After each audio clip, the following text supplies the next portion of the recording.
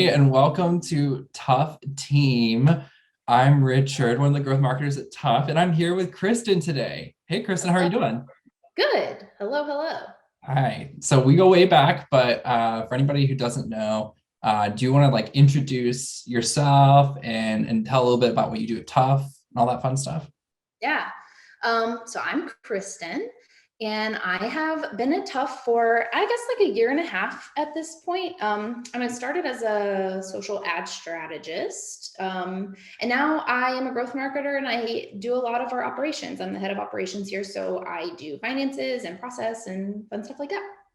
That's awesome. So I did mention that we go way back. You know, my first ever agency job, you were my boss, which is crazy. And now we get to work together again, which is awesome. But I would love to hear a little bit about your transition at Tuff, like coming in as a social ad strategist, then to a growth marketer, and now a growth marketer slash head of operations. Like, how did that all come about? And like what has that experience been for you? Um, that is I don't know how it all came about. When I look back, it happened so fast and it's been crazy, but in like all the best ways. When I came on board at Tuff, I was like at a really interesting spot in my career. I've always had a social media focused job, or I've been at an agency that only did social media, even if I like wore other hats while I was there. So that's like, the meat of my marketing experience involves social media from either like an organic standpoint or a paid standpoint. And I came onto Tuff, and I when I was like looking for jobs, I was hoping to get into more of a generalist role at some point. But I knew I was more focused on like the culture and the team size than the actual position. Like I knew if I could get I didn't know, I hoped that if I could get my foot in the door somewhere in a social media focused role, maybe I would have the opportunity, if not to transition positions, at least to become more like familiar or acclimated, or like raise my hand and do projects that were outside of that like social focused skill set. And so after I'd been at Tuff for a few months, Ellen has always been really good in like 6 week check-ins or OKR setting to be like, okay, what's your career goals? Like, I don't expect everyone to be at Tuff for forever, but like, what do you want to be when you grow up, kind of conversations. And at one point I had mentioned that I want to learn more about just like growth marketing strategy and how you decide some of the things as a growth marketer on the accounts that you work on. And somewhere in that conversation, Ellen heard, okay, Kristin wants to be a growth marketer. And so we like immediately started this transition plan for me to change roles at Tuff. And so within like 4 to 6 weeks, I had my first like growth marketing client where I was leading it in tandem with Ellen, and then she eventually backed off. And then we signed another couple of new ones where I was like splitting my role 50-50, where I still had some social ad strategist clients, but I was starting to make that transition. And so really like Ellen just gave me a chance and an opportunity. And that's kind of how it happened. And then after I did that for a while, last fall, she asked me to take on some process roles. I had I think I had kind of volunteered to help transition us from to a new project management tool. And I Right. think that started like sparking some of those conversations about the operations role that I'm in now. And then I had done that before at a previous agency too, and was familiar with some of that from that experience. And so it seemed like I don't know, it seemed like a good transition for me.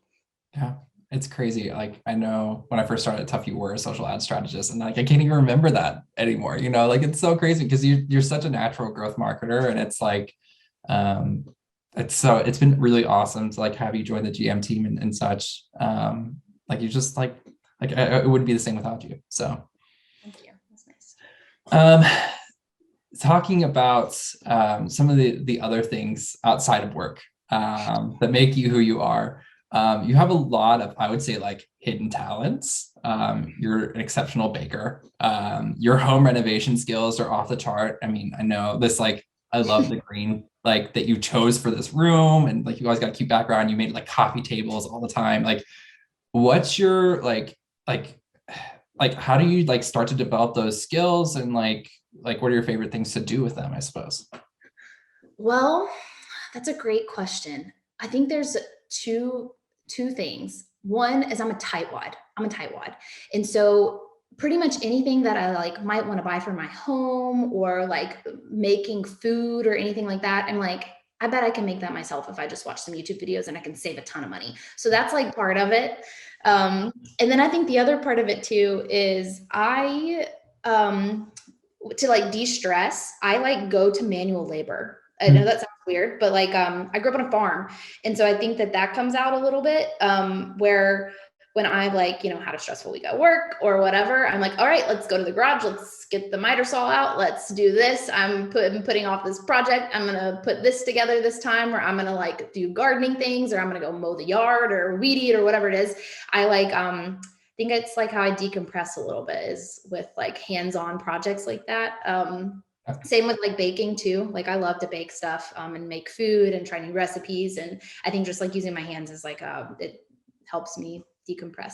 Totally. I cook 100% of the meals in my house for that exact same reason. I completely relate. You're also one of the parents at Tuff. Like Liam, like, we love Liam and seeing him. You have a couple dogs as well, Maya and Fitz.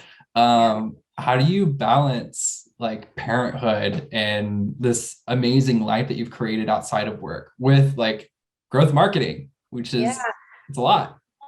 It's been really tough here lately. Pandemic parenting is a thing. It's been with daycares closed a lot because, some kid tested positive in classrooms, and then you have to try to multitask as best as you can. And our daycare hours have changed because of like staffing shortages and stuff. So it's been tough. It's been tough to manage, but I have a really great partner. Jacob, my husband, is incredible. And his job also offers like a level of flexibility where he's able to come in and help. So like, it sounds weird, but we kind of have a like family status call with a stand-up doc, and we plan out our like week on Sundays. And that has been really helpful, where I'm like, okay, I have this meeting on this day and I have this on this day. Can you come in and pick up Liam? And we kind of like rotate and just kind of like plan out our weeks that way. So it's the only way we've been able to stay sane the past few months. I love that. I think we're gonna need to do that with our budget. Like we're gonna have to have family stand-up budget discussions. Yeah, right. Yeah, I noticed Josiah's got 4 more toys this week. Let's talk about that. I want to end on a bonus like fun round, which is you are an incredible baker. You sent me like recipes and stuff, and they always turn out amazing. And I'm like, okay, like she really knows her stuff. So let's take for a second. You're on a baking show. It doesn't matter which one. Great British Bake Off. You could be, it could be whichever. You have the chance. It's an open round to make one recipe to impress the judges. It has to be the best thing you've ever baked. What are you going to do? I think I would keep it simple, and I would knock their socks off with this chocolate cake recipe that has like espresso beans and like coffee put in it, like brewed coffee instead of water. And then it has like a very simple chocolate ganache, and it's delicious. I think I would do that. I think that you're gonna have to send me that recipe after this. I have a similar recipe where it's in the frosting, and it's like one of my go-tos. So yeah. This one has, you take like the like powdered espresso or whatever, and you like mix it with water, and then you put the actual like it's not really, I guess, like grounds. You put the grounds in the cake mix, and then you like brew some espresso or coffee, whatever you have on hand, and mix that with it instead of water. It's really good. And I think the part of it that makes it super good is you boil the coffee on your stovetop when you add it, and so it's like really hot when you mix it into the liquid, and that makes a big difference in it too. But it's delicious, and I will send you that recipe. Please. Well, thank you so much for your time, Kristin. Really appreciate you and everything you do for Tuff. And thanks again. Yeah.